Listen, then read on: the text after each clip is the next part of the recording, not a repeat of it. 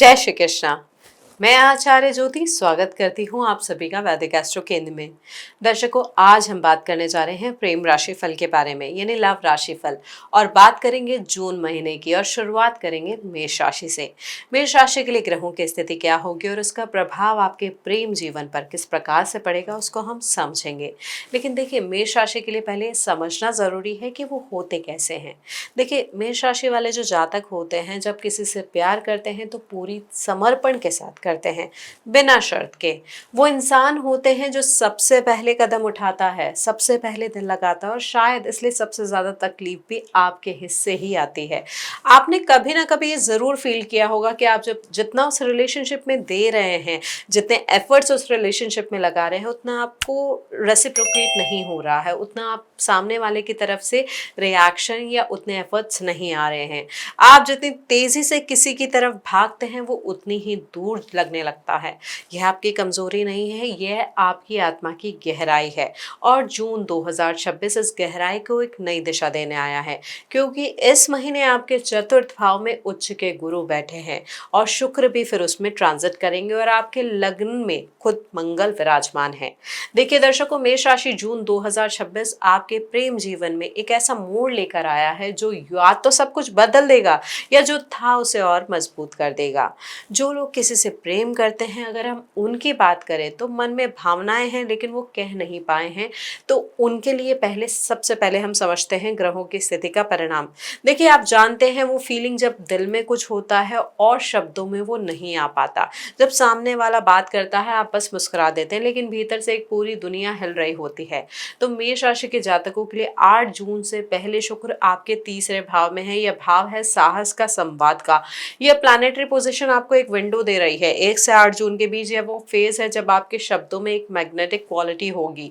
जो बात महीनों से आपने मन में दबा रखी थी, जुबान पर नहीं आ रही थी, और मंगल यहाँ पर लगन में भी बैठा है, तो यहाँ पर ये जो चीज है, जो भी आपकी भावना है, उसको कह देने का समय है, यहाँ पर कर देने का समय है। लेकिन एक बात ध्यान रखें कि पंचम भाव में केतु भी है। इसका मतलब ये है कि जिस व्यक्ति से आप प्रेम करते हैं उसके साथ आपका एक कार्मिक रिश्ता भी है, कार्मिक कनेक्शन भी है, जो शायद पास्ट लाइफ का जो डेट होता है या कर्ज होता है, या शायद इस जन्म का सबसे बड़ा सबक।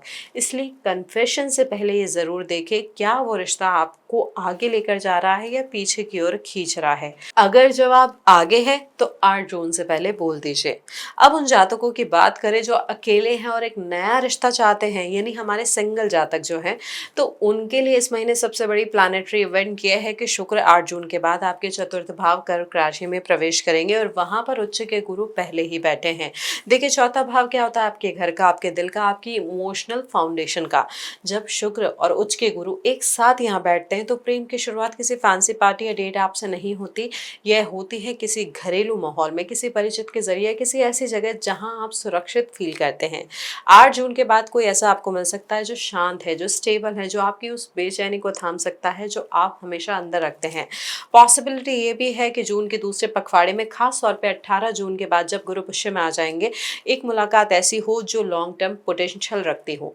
यह रिश्ता कैजुअल नहीं होगा, सीरियस होगा, क्योंकि केतु पंचम में होने से मेष जातकों आपके लिए समय टाइम पास रिलेशनशिप अट्रैक्ट नहीं होगी, अट्रैक्शन होगी तो डेप्थ के साथ। अब हमारे जो जातक रिलेशनशिप में है, यानी जो कमिटेड है, उनकी बात करें तो उनके लिए काफी इंटरेस्टिंग महीना ये साबित हो सकता है। देखिए, मंगल 20 जून तक लग्न में है, यानी आप पर्सनली बहुत एनर्जेटिक है, पैशनेट है, लेकिन यही एनर्जी कभी कभी आपके पार्टनर को ओवरवेल्म भी कर सकती है। शुक्र 8 जून तक तीसरे भाव में है, तो कॉन्वर्सेशन में स्वीटनेस तो है, लेकिन 8 जून के बाद शुक्र चतुर्थ भाव में आ जाएंगे और यहीं से रिश्तों में एक इमोशनल डेप्थ आएगी। आप दोनों घर के बारे में, फ्यूचर के बारे में, एक साथ जीवन बनाने के बारे में बात करेंगे। प्रोडक्टिव है।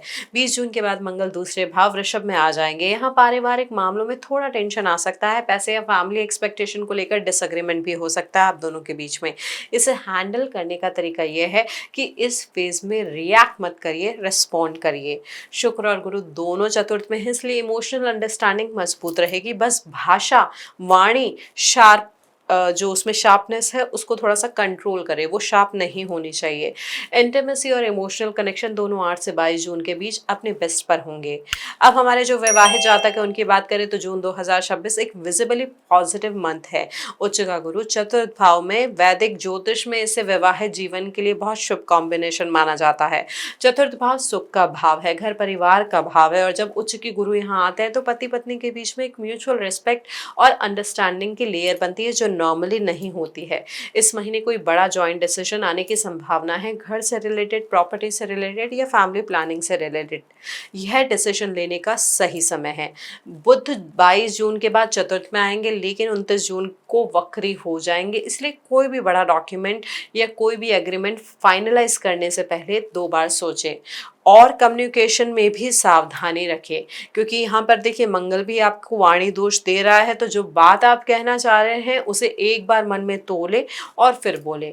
अगर पिछले कुछ महीनों से कोई टेंशन चल रही है पति पत्नी के बीच, तो 1 से 15 जून का फेज उस टेंशन को डिसॉल्व करने का सबसे अच्छा विंडो है आपके लिए।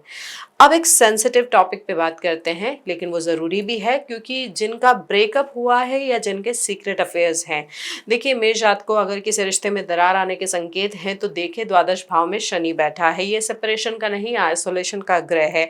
शनि यहाँ कहते हैं जो रिश्ते आपको थका रहे हैं वो धीरे धीरे किनारे हो जाए तो ज़्यादा अच्छा है, और ये ज़बरदस्ती नहीं, नेचुरली होगा। अगर कोई ब्रेकअप होता भी है तो वो आपको एकदम से नहीं होगा, सडन नहीं होगा, परमानेंट नहीं लगेगा, एक ग्रे जोन टाइप रहेगा। इस फेस को पेशेंस से देखें। और सीक्रेट रिलेशनशिप्स या फॉरबिडन अट्रैक्शन की हम अगर बात करें तो देखिए यहाँ पे द्वादश का शनि और पंचम का केतु मिलकर एक बहुत क्लियर एस्ट्रोलॉजिकल वार्निंग दे रहा है। जो अट्रैक्शन छुप कर पल रही होती है उसका बोझ बहुत हैवी होगा इस महीने। ये गिल्ट नहीं, ये कर्म है। इस एनर्जी को, इस पैशन को किसी क्रिएटिव परस्यूट में, किसी स्पिरिचुअल प्रैक्टिस में या अपनी एग्जिस्टिंग रिलेशनशिप को डीपन करने में लगाइए। ग्रह आपको रोक नहीं रहे हैं, वो सिर्फ दिशा दे रहे हैं। मेष राशि के जातकों, जून 2026 का सार यही है। यह महीना आपको वो प्रेम दिखाएगा जो स्टेबल है, जो घर जैसा है, जो डीप है। आपकी सबसे बड़ी लव पर्सनालिटी ट्रेट यही है कि आप प्रोटेक्ट करते हैं, जिससे प्रेम करते हैं उसके लिए सब कुछ करने को तैयार रहते हैं। इस महीने यही ट्रेट आपकी सबसे बड़ी स्ट्रेंथ है, लेकिन इसके साथ एक नई लेयर जोड़िए। किसी को बता दीजिए कि आपको भी क्या चाहिए। उच्च का गुरु और शुक्र आपके चतुर्थ भाव में मिलकर यही कह रहे हैं, प्रेम की असली जगह दिल में होती है, दिखावे में नहीं। जो आपका है वो आपके पास आएगा और जो जाना है वो जाएगा। आपका काम है दिल को खुला रखना। तो दर्शकों, ये विश्लेषण अगर आपको अच्छा लगा हो तो इस वीडियो को लाइक करें, शेयर करें और बेल बटन दबाकर हमारे चैनल को सब्सक्राइब ज़रूर करें। जय महाकाल।